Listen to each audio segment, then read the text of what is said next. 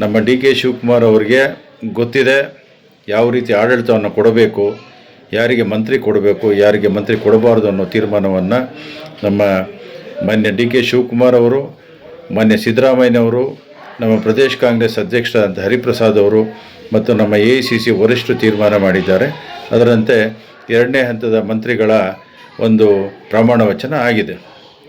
ಚಿಕ್ಕಬಳ್ಳಾಪುರಕ್ಕೆ ಈಗಾಗಲೇ 3 ವರ್ಷಗಳ ಕಾಲ ಚಿಂತಾಮಣಿಯ MC ಸುಧಾಕರ್ ಅವರು ಮಂತ್ರಿಯಾಗಿ ತಮ್ಮ ಜವಾಬ್ದಾರಿಯನ್ನು ನಿರ್ವಹಿಸಿದ್ದಾರೆ. ಆದರೆ 7 ಜಿಲ್ಲೆಗಳಿಗೆ ಮಂತ್ರಿ ಸ್ಥಾನವನ್ನು ಕೊಡಲಿಕ್ಕಾಗಿಲ್ಲ. ಅದು ಕಾರಣಗಳು ಬೇರೆ ಇರ್ಬೋದು. ಆದರೆ ಈಗ ನಾವು ಸಹ ಬಯಸಿದ್ವಿ ಚಿಕ್ಕಬಳ್ಳಾಪುರ ಜಿಲ್ಲೆಗೆ ಯಾರಿಗಾದರೂ ಆಗಲಿ ಒಬ್ಬರಿಗೆ ಮಂತ್ರಿ ಸ್ಥಾನವನ್ನು ಕೊಡಬೇಕು ಅಂತ, ಕೊಟ್ಟಿಲ್ಲ. ಅದಕ್ಕೆ ಬೇರೆ ಕಾರಣಗಳಿರ್ತವೆ. ಆದರೂ ಸಹ ಪರವಾಗಿಲ್ಲ, ನಮ್ಮ ಸರ್ಕಾರ ರೈತರ ಬಗ್ಗೆ ಈ ಬರ ಏನು ಬಂದಿದೆ ಅದರ ಅಧ್ಯಯನವನ್ನು ಮಾಡಿ ರೈತರಿಗೆ ಯಾವ ರೀತಿ ಸವಲತ್ತನ್ನು ಕೊಡಬೇಕು ಅನ್ನೋದ್ರ ಬಗ್ಗೆ ಈಗಾಗಲೇ ಜವಾಬ್ದಾರಿಯನ್ನು ತಗೊಂಡು ಪ್ರತಿ ಜಿಲ್ಲೆಗೆ ಉಸ್ತುವಾರಿಗಳನ್ನು ನೇಮಿಸಿ ಬರ ಅಧ್ಯಯನ ಮಾಡಿ ಸರ್ಕಾರಕ್ಕೆ ವರದಿಯನ್ನು ಕೊಡಬೇಕು ಅಂತ ನಮ್ಮ ಮಾನ್ಯ ಮುಖ್ಯಮಂತ್ರಿಗಳು ಈಗಾಗಲೇ ಆದೇಶವನ್ನು ಮಾಡಿದ್ದಾರೆ. ಅದರ ಸಲುವಾಗಿ ನಮ್ಮ ಡಾಕ್ಟರ್ G. ಪರಮೇಶ್ವರ್ ಅವರು, ಉಪಮುಖ್ಯಮಂತ್ರಿಗಳು ಮತ್ತು ಕಂದಾಯ ಸಚಿವರು ಈಗಾಗಲೇ ಚಿಕ್ಕಬಳ್ಳಾಪುರ ಜಿಲ್ಲೆಯ ಬರ ಅಧ್ಯಯನವನ್ನು ಮಾಡಿದ್ದಾರೆ. ಆ ವರದಿಯನ್ನು ಕೂಲಂಕುಷವಾಗಿ ಸರ್ಕಾರಕ್ಕೆ ಕೊಟ್ಟಿದ್ದಾರೆ.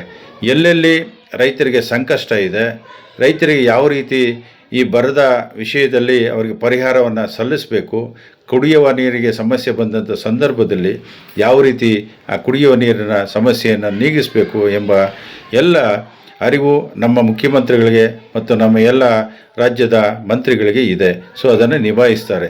ನೀವು ಅದೇನೋ ಮೊಸರಲ್ಲಿ ಕಲ್ಲುಡುಕ್ದ ಅಂತ ನೀವು BJPಯವರು ಇದರಲ್ಲೇನು ಹುಡ್ಕೋಕೆ ಬರಬೇಡ್ರಿ. ನಮ್ಮ ಕಾಂಗ್ರೆಸ್ ಪಕ್ಷ 2 ಜಿಲ್ಲೆಯಲ್ಲಿ ಬಲಿಷ್ಠವಾಗಿದೆ. ಎಲ್ಲೋ ಒಂದಷ್ಟು ಜನಕ್ಕೆ ಮಂತ್ರಿ ಸ್ಥಾನ ಸಿಕ್ಕಿಲ್ಲ ಎಂಬ ಕಾರಣಕ್ಕೆ ಅಸಮಾಧಾನ ಇರಬಹುದು.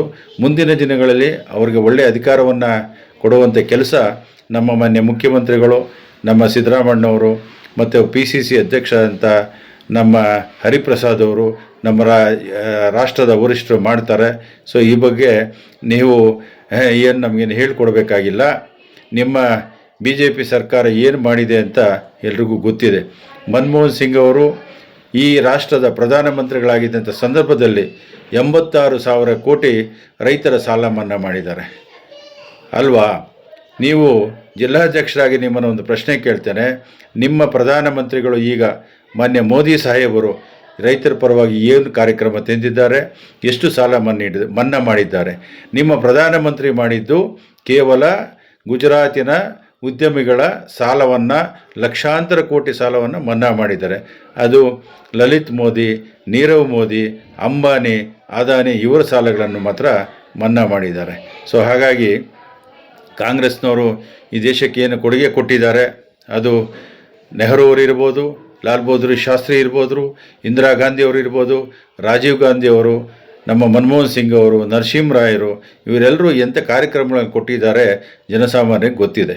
ವಿಶೇಷವಾಗಿ ನಮ್ಮ ಕರ್ನಾಟಕ ರಾಜ್ಯದಲ್ಲಿ ಮಾನ್ಯ ಮುಖ್ಯಮಂತ್ರಿಗಳಾದಂಥ ಸಿದ್ದರಾಮಯ್ಯನವರು, ಅವ್ರ ಜೊತೆಯಲ್ಲಿ ನಮ್ಮ ಡಿ ಕೆ ಶಿವಕುಮಾರ್ ಸಾಹೇಬರು ಮತ್ತು ಅವರ ಸಹೋದ್ಯೋಗಿಗಳು ಇವತ್ತೇನು ಪಂಚ ಗ್ಯಾರಂಟಿಗಳನ್ನು ಕೊಟ್ಟಿದ್ದಾರೆ, ಅದರಿಂದ ಇವತ್ತು ಎಷ್ಟೋ ಜನಕ್ಕೆ ಅನುಕೂಲ ಆಗ್ತಾಯಿದೆ. ಸೊ ಅದೆಲ್ಲ ಜನಸಾಮಾನ್ಯರಿಗೆ ಗೊತ್ತಿದೆ.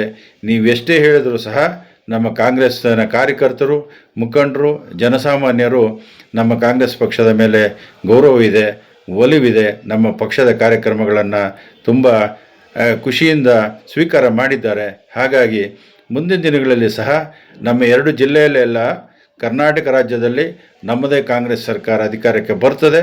ಮುಖ್ಯಮಂತ್ರಿಗಳು, ನಮ್ಮ ವರಿಷ್ಠರು ಯಾರನ್ನು ತೀರ್ಮಾನ ಮಾಡ್ತಾರೆ ಅವರು ಮುಖ್ಯಮಂತ್ರಿಗಳಾಗ್ತಾರೆ ಅಂತ ಹೇಳ್ತಾ, ನೀವು ಇಲ್ಲಿ ಮೂಗು ತೂರ್ಸೋಕ್ಕೆ ಬರಬೇಡಿ.